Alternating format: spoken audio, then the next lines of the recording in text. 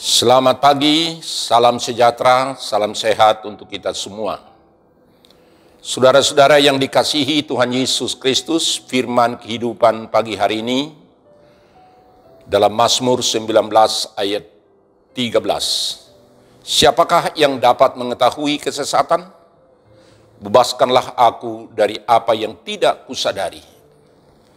Saudara-saudara yang dikasihi Tuhan Yesus Kristus, lampu merah atau lampu di persimpangan jalan dibuat supaya perjalanan kita lancar dan tidak haus atau semeraut. Dan juga petunjuk jalan dibuat supaya kita jangan salah jalan. Dengan menuruti lampu merah tanda lalu lintas tersebut, perjalanan kita tidak akan salah, bisa teratur dan lancar perjalanan. Dalam kehidupan di dunia ini pun seandainya tidak ada aturan, maka kacaulah hidup kita. Kita bisa sesat. Semua perjalanan kita mungkin akan sesuka-suka kita. Dan menurut kemauan kita masing-masing. Demikian juga di jalan tol. Ada petunjuk jalan masuk dan keluar jalan tol. Mana yang kita tuju supaya kita jangan sesat, salah jalan. Untuk itu perlu kita memiliki aturan atau kaidah yang digunakan sebagai patokan dalam menunjukkan sebuah nilai. Aturan dan sistem nilai itu diberikan Allah agar manusia tetap berjalan sesuai dengan apa yang dikehendaki oleh Allah. Supaya hidup kita teratur, jangan salah jalan dan kita tidak sesat. Tujuan Allah menciptakan alam semesta dan segala isinya adalah untuk memuliakan namanya. Dan kita juga menikmati persekutuan dengan Allah dan juga mensyukuri berkat-berkat Tuhan.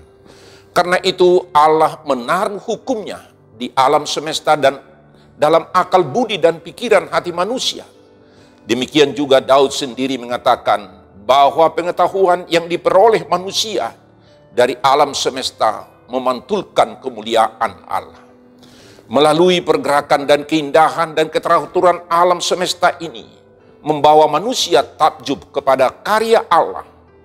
Namun apa yang kita lihat dan apa yang kita rasakan oleh manusia dari alam semesta ini adalah pernyataan Allah. Tentu kita tahu bahwa hidup ini adalah hidup di dalam keteraturan. Demikian juga dalam kehidupan Daud menyadari bahwa wahyu yang dia rasakan itu membawa manusia mengenal lebih dekat akan penciptanya. Sehingga manusia sadar supaya manusia hidup itu hidup di dalam ketentuan apa yang dilakukan oleh Allah dalam hidup kita sehari-hari. Karena itu saudara-saudara, supaya kita manusia mengenal apa yang dikehendaki oleh Allah. Supaya kita tidak sesat, supaya kita berjalan sesuai dengan apa yang dikehendaki oleh Allah. Allah memberikan titah hukum Taurat supaya manusia mengenal akan apa yang harus dia lakukan di hadapan Allah. Maka di dalam karya Allah, di dalam Yesus Kristus sudah menunjukkan keselamatan kepada kita. Bukan hukum Taurat yang menyelamatkan, tetapi karya Yesus Kristus supaya kita kembali dan kepada kebenaran Allah. Supaya kita tidak sesat di dalam dunia ini. Maka dalam doa Daud dalam firman Tuhan pada saat ini dikatakan supaya dia ditunjukkan, supaya jangan dia sesat. Sebagaimana firman Tuhan, siapakah yang dapat mengetahui kesesatan? Bebaskanlah aku dari yang tidak kusadari. Supaya manusia sadar akan apa yang benar di hadapan Allah. Karena itu kita membaca firman Allah setiap hari. Daud juga halnya dalam kehidupannya, bagaimana dia merasakan dapat mengalahkan Goliat dan mengandalkan Tuhan. Dia selalu dimenangkan dalam setiap peperangan. Daud juga menjadi dipuji oleh semua bangsa karena dia tahu bahwa hanya dengan pertolongan daripada Allah. Karena itu saudara-saudara, berjalan di dalam apa yang dikehendaki oleh Allah supaya kita tidak sesat. Supaya kita sadar akan apa yang diberikan Tuhan sebagai petunjuk kepada kita. Supaya kita tetap berjalan di dalam kehidupan kita sehari-hari. Karena itu saudara-saudara, kita berjalan seperti apa yang dikehendaki oleh Tuhan. Kita belajar supaya tidak ada akar pahit dalam kehidupan kita. Sebagaimana kita tahu bahwa Saul ada akar pahit dalam dirinya kepada Daud, yaitu kebencian. Kita mudah mungkin berprasangka seperti Saul kepada Daud. Sehingga prasangka itulah yang membuat dia bahwa dia senantiasa di dalam akar pahit.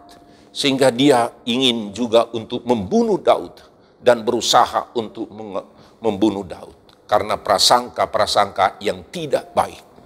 Karena itu saudara-saudara, supaya kita tidak sesat, supaya kita berjalan di dalam kebenaran Tuhan, marilah kita tetap di dalam firman Tuhan, di dalam kehidupan kita, supaya Tuhan senantiasa memberikan apa yang dikehendaki Tuhan dalam kehidupan kita sehari-hari, supaya tidak ada kesesatan di dalam diri kita. Karena itu saudara-saudara, marilah kita tetap bersandar kepada firman Tuhan, sehingga firman Tuhan menjadi petunjuk kehidupan kepada kita, supaya kita tidak sesat, supaya kita sadar apa yang dikehendaki oleh Allah dalam kehidupan kita sehari-hari.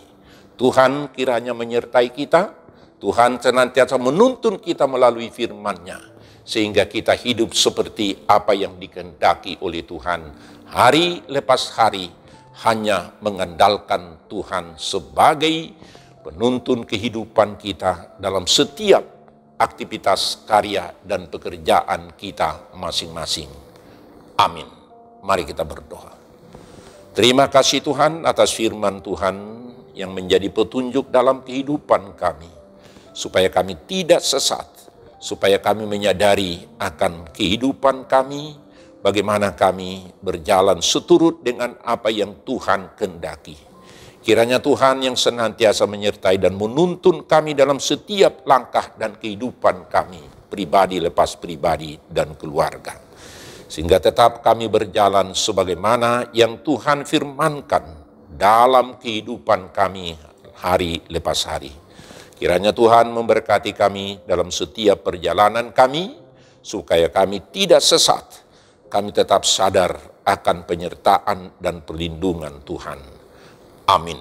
Anugerah Tuhan kita Yesus Kristus dan kasih setia Allah Bapa dan persekutuan Roh Kudus kiranya menyertai saudara-saudara sekalian. Amin. Salam sejahtera, tetap prokes, Tuhan memberkati kita. Amin.